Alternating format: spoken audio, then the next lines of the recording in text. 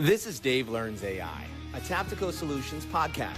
I'm Dave Clapper, diving into the real-world ways AI is changing business, creativity, and how we work. No fluff, no jargon, just practical insights and experiments you can learn from right alongside me. Oh, Dave Learns AI. All right, ladies and gentlemen, back to Dave Learns AI. I'm learning something today about, I'm going to learn a bunch. We've got Nick here, Tribble here, and our special guest, Mr. Adam Fitch. Mr. Adam Fitch, you're our second guest. Gentlemen, it's a pleasure. We had a couple of weeks ago, we had our first guest, so you're our second guest. You would have been our first, but you had technical challenges several months ago when we tried to do this before. Oh, always a good intro for a technology expert. Yep. That's right. We're happy you're here. So check it out, man. We're gonna do a real world look at how AI is being used in professional creative businesses as a tool, not as a gimmick. It's something that we want to make sure that people are understanding, not only the things that we're learning and how we want to implement it with our clients, but also real world people who have changed their entire life based on the tools that are out there. What you do as a career hasn't changed, but how you do it has changed, right? Absolutely. And I think that's where a lot of people are missing the whole point of AI. It's not to, it didn't change my career. It didn't make a big pivot.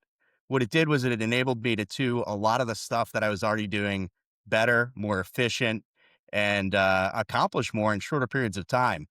But it didn't replace the talent. It didn't replace the know-how. It just made it faster. Yep. I have questions here too, because I think Fitch can teach us all a lot of stuff.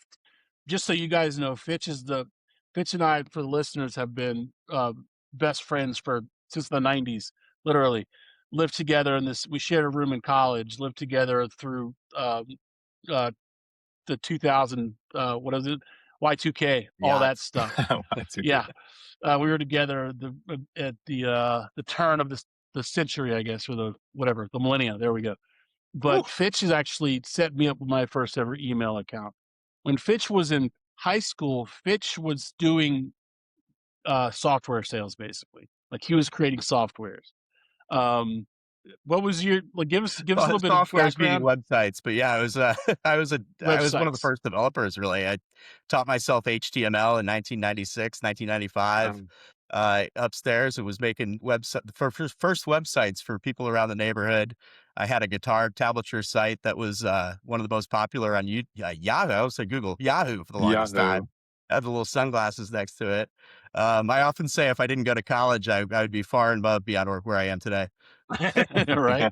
Yeah. So he's been very technically savvy, and he and I, as soon as like AI stuff started coming around, we would send each other stuff. But obviously I want to get into OpenJar and all the stuff that you're working on now, Fitch. But one of the cool things is Fitch, speaking of having the fun side of AI, is he runs an account called the HOAI that puts out clips of insane HOA meetings that has quite a following now. So he's obviously doing all that through AI. So I want to pick his brain on how he's doing that, the tool he's using, as well as the professional stuff. Sorry, Dave, didn't mean to steal your.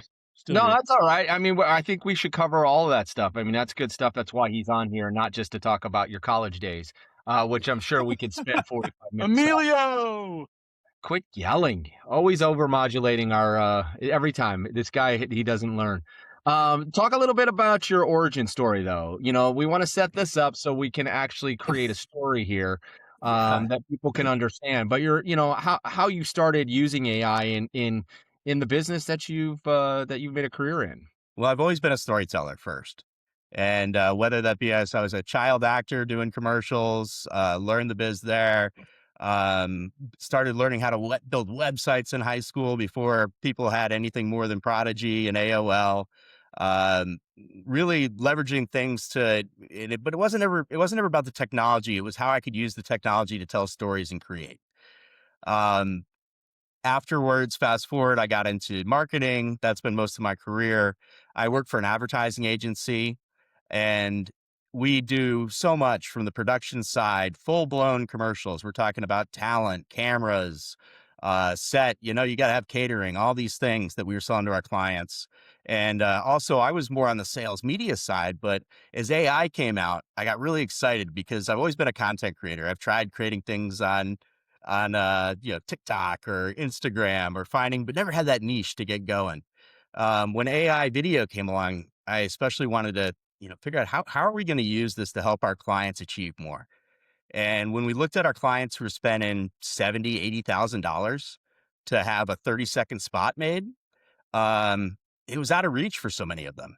And Sure. AI finally got to the point where I saw that we could make real commercials here, and not the way that I think a lot of people see it. They think, oh, it's an AI video. You just plug it in and it created this thing, right? Yeah. But it's got to be so much more. You got to be telling the story. You got to have the call to action, what's the problem? Get the arc. What's the call to action? And not make it about Bigfoot talking or, the silly things that people do with it, but really tell a story where it's not about the AI. The AI is the platform that gets you there. And it's been interesting too. One of the funny things I've seen, especially with these anti-AI folks out there, and there's quite a bit, and I see it a lot on my channel, the HOAI, which the point of the HOAI is the story. It's talking about everyday things that community people deal with, whether it be the HOA telling your grass is too long, the Pantone of your home is not the right beige. These are all funny things that everybody can relate to, and it's about the story. But you get the people coming in there that say, you're taking money from the real artists. You're not, this is AI. This is AI, they yell. But they don't realize is that it's not that, it's the story. And I laugh sometimes too, because they talk about you're not using the real stuff like Photoshop, but they're too young to remember that Photoshopped used to be a derogatory term. Yeah. When that doesn't look like real. You Photoshopped. Photoshopped. You're Photoshop. Photoshop came out and the real artist said that's not real art. And now we've got a new generation that's saying the same thing. And I think they're really doing themselves a disservice too when they're doing that, because if they realize that they already are a real artist, they should learn these tools because they're not going away. Right. And they have the opportunity to also know that AI isn't the whole point of it. If you have that background knowledge in editing, the background knowledge in script writing and storytelling, and you know how to do that, you can take your craft to a new level. And it doesn't have to be about replacing it. It's a new tool that you can do cool new things with. And as I started to learn that, I created these funny little videos because we were dealing with some HOA stuff in the neighborhood. And friends are like, oh my God, people would love this. I put it up on TikTok. One of them got 5 million views. And as I learned more about it, I'm like, oh, the HOA is a perfect punching bag because each HOA is different. I'm not attacking any individual. It's really wholesome humor. And it took off from there. I created this channel. I learned how to craft it to get the realism, to get the story across. And it's been the most fun I've ever had actually in content creation. And 3 months later, got over 150 million views. Got over 150,000 followers, over 100 on Instagram alone, and it's just been a blast. So I've always wondered, because I'm not on TikTok. Dave Learns AI. I'm last guy to show up to a lot of technology, but I've always wondered about creators like that. Like, do you make money off that? Is that good money? Is it worth it? Or you don't really do it for the money? But it's different places. I mean, I started to teach myself how to do, the only way you can learn how to do something is repetitive. And when I've got, and it's also fun when you're creating something that people want to watch. On TikTok, it's interesting because I also see the psychology of it all. When I'm working in the HOS, the content creation, the crowds on TikTok versus Instagram versus Facebook are completely different. My Facebook audience is largely over the age 65. I've got all the demographics on that. Instagram, my demographics are 35-year-olds to 70-year-olds, all U.S. homeowners. And then TikTok's kind of the Wild West where I play with stuff.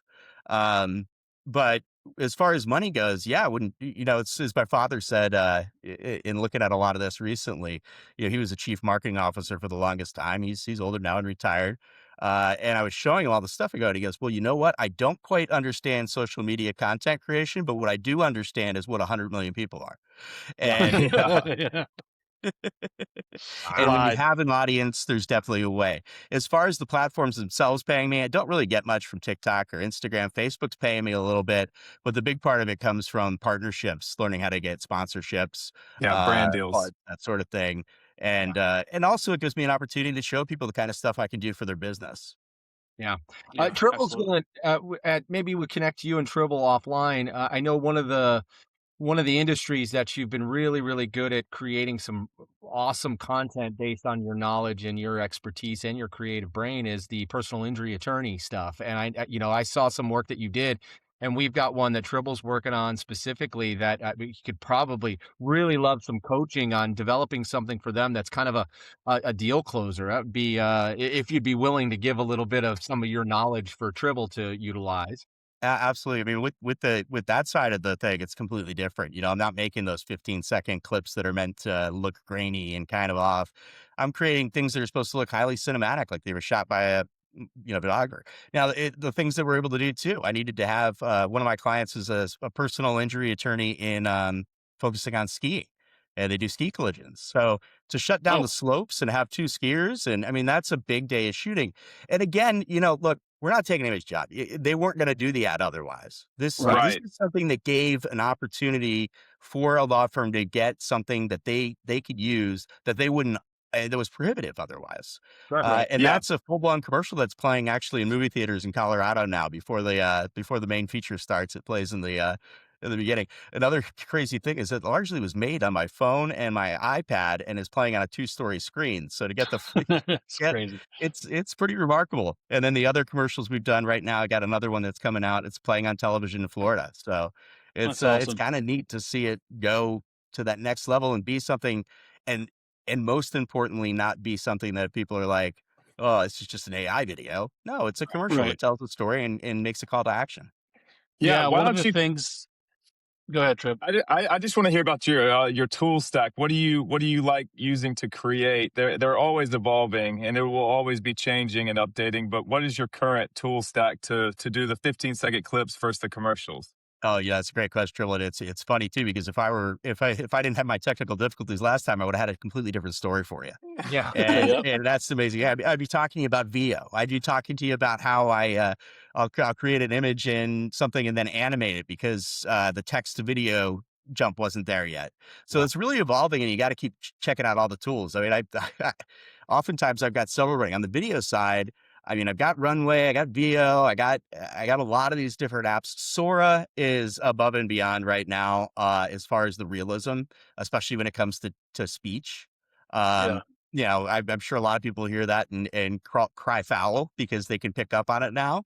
Yeah. But as far as that level, it's interesting, and I kind of chuckle at those people that say, "Oh, it'll never do that." Well, look at it 6 months ago, and look at it today, and time's still Yeah. going. So, but yeah, with that too, sometimes I can't get a scene right. I'll create an image in Nano Banana. I'll create an image in another one. I'll animate it using some different apps and see which one will give me the best. Using things like 11 Labs to do voiceover work. Right. Oftentimes what I'll do too is I still don't think 11 Labs beats a true voice. But what I will be able to do is I can use 11 Labs to create the voiceover to the point where the client does all the revisions. The client says, I don't like that. I don't like this. And then finally have a human being do the voiceover at the very end, which Yeah. has been a That's neat smart. tactic of that. But Sora, it's hard to beat right now. And there are also tools to take it at the end when I go into post. I mean, I'm editing in Filmora, CapCut. The apps I pay subscriptions on are a little ridiculous. I probably need to clean house on some of them, but Yeah.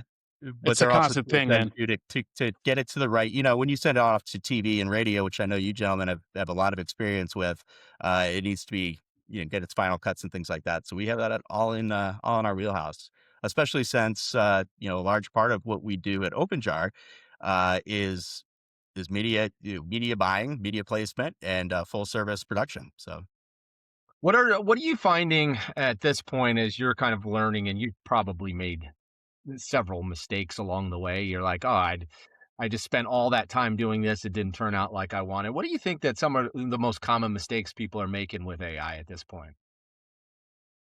I don't think they're making enough. Yeah.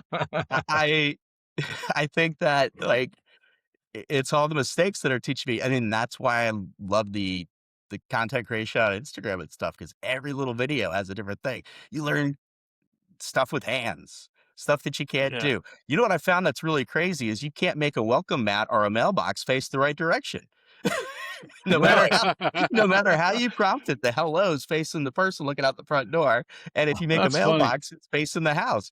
And no matter how you change the prompting right now until the platform learns, it'll be something like that. With a client I have that has temporary veneers, they want, to be able to put the thing in their mouth. Well, sticking out this way or that way.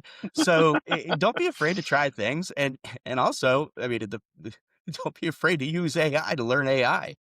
Ask Right. it. Ask it. It's funny. I stopped typing long ago now too. I'll turn on the microphone and chat GPT or Grok or any, wherever I'm at, and I'll just word vomit what I'm trying to do and what my challenges are, and it organizes them all.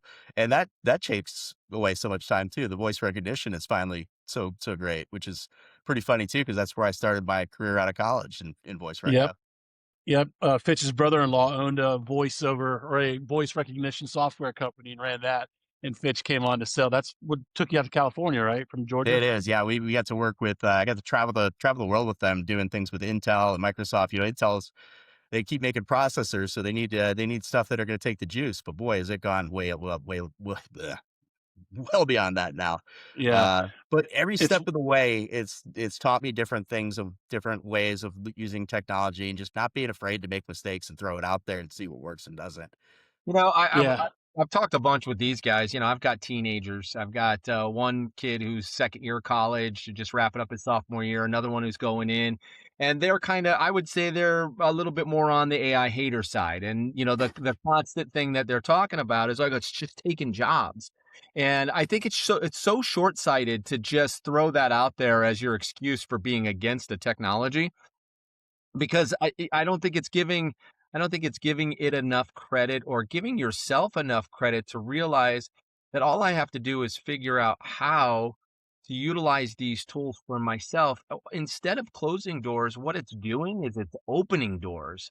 It's opening doors to ideation, it's opening doors to execution, opening doors to efficiency, it's opening doors to creativity. I mean, as a whole, I mean, there's nothing you can't create if it's in your brain now. And somebody who said, let's just say they want to be a filmmaker, right? And what's the chances of you getting to Hollywood and actually getting, somebody give you a couple $1 million to shoot your vision? Now, if you're assertive, you go out and learn some tools, and you can bring your story to life. And I just think that those AI haters are really just selling it all short.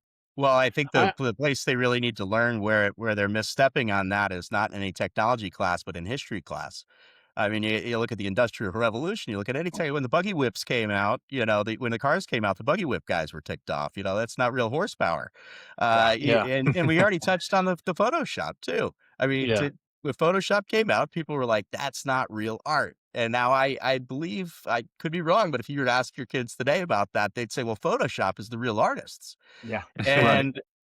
And it's Well, also, it's job shifting, not job replacement. I mean, exactly. I was about you're to, gonna have new opportunities and new shifts. And the question is, are you going to be able to reinvent yourself to keep up and and pull on those skills and leverage those things that you already have talents in to help bring them to the next level? And I think if you're not using these tools and not learning how to do it, you're doing yourself a huge disservice, because it's not going away, and it's only getting better. And you have to learn to perform in the environment that you're in.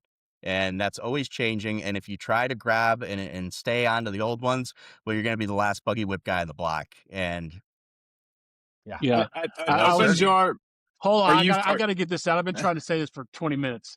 It's literally like a stage actor and a movie actor, right? So when cameras came out, the stage actors were like, well, that's going to take our jobs. No, it just kind of shape shifted them a little bit over, unless you're not good at movie acting, right? So it's two different skill sets, a stage actor and a movie actor, or a TV actor, two different skill sets. A lot of times there's crossover, but people that are good on stage aren't as good as on TV, and vice versa. So, well, um, and it's not just that. I mean, it's the fact that AI didn't replace you because AI just does it now. right. I mean, when I write a research white paper for one of our law firm clients, I don't just tell it I need to know everything there is to know about this topic that they need. I Right. have to have some subject matter expertise. I have to know Yeah. about my client and their wants and their needs. I have to know what their objectives are, what their demographics are they're looking after. I have to know that to ensure that I'm guiding the AI to help me get to the place where I am. And AI will have hallucinations. It'll be Mhm. very confidently wrong. Nick, I think you'd probably say that I'm like AI because I I'm He's wrong a lot, completely but I'm wrong all the confidently time. wrong. And to the point where you have to know where to say, well, that's not quite what I'm looking for. Now, when you have that subject matter expertise, then you're taking a tool and taking yourself to the next level. You're not replacing Yep. yourself. You're making yourself more efficient, and you're not going to be there. I mean, the talent is not in the AI, it's in the operator. Yep. Now, will that change? That's the scary part, but I want to be on the right trajectory when it does. Right. And it's still going to take people getting into it and getting reps to learn how to use it. It's just like any other thing. It's a learned through experience kind of thing. You can't just hop into AI and be at the level we're at, on your first prompt. It's just not how it works. Well, that's how, why I go from writing a white paper to working on an HOAI video to a commercial. And then I have my therapy session, and ChatGPT tells me a lot of what I shouldn't say. The best advice I've ever had from ChatGPT, swear to God, is shut up. I want to write this to a client and let them know what they did. Yeah. I want to, Nope.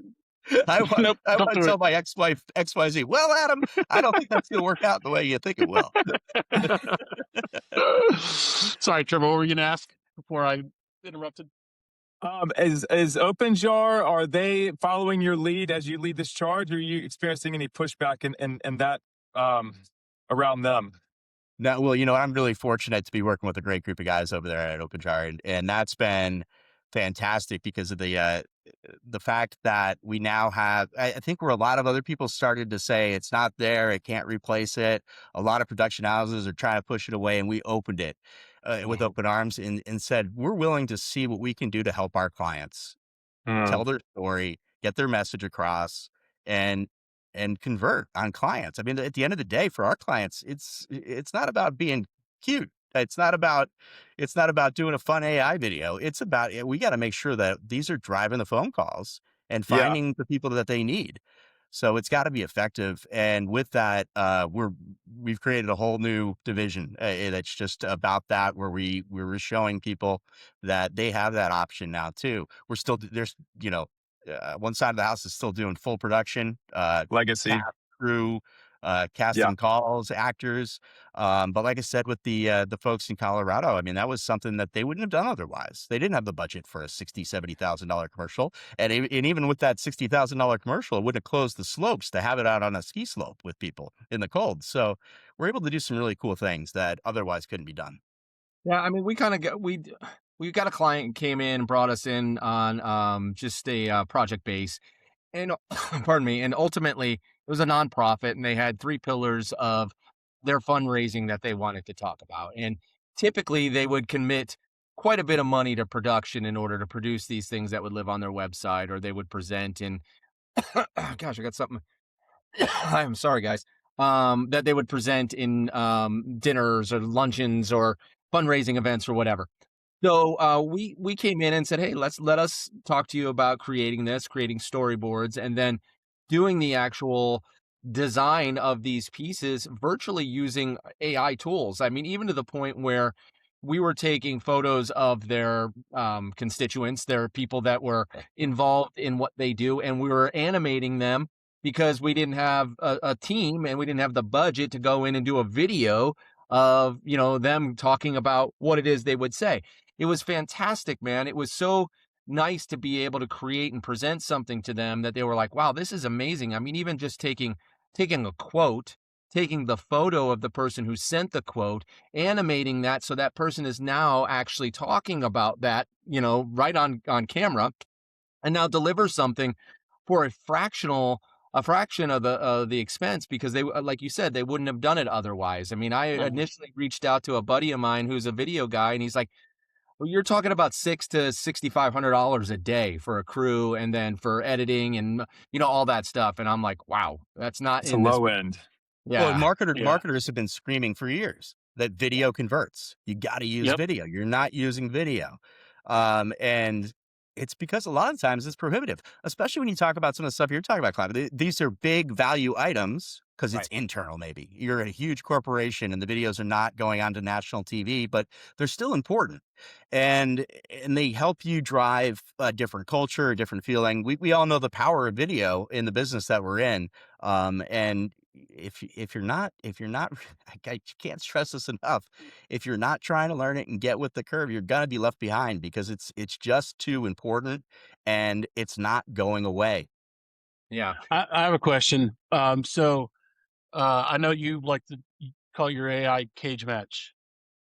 Oh yeah. Will you dive? This is a really a good best practice that I have not heard of before. Fitch is the first person that I know that has gone down this framework of testing AI models. But explain what the AI cage match is. Well, the cage match I usually do for research, and especially when I'm talking about trying to figure out and learn about especially big litigation that's happening in the country. Because a lot of my clients are law firms.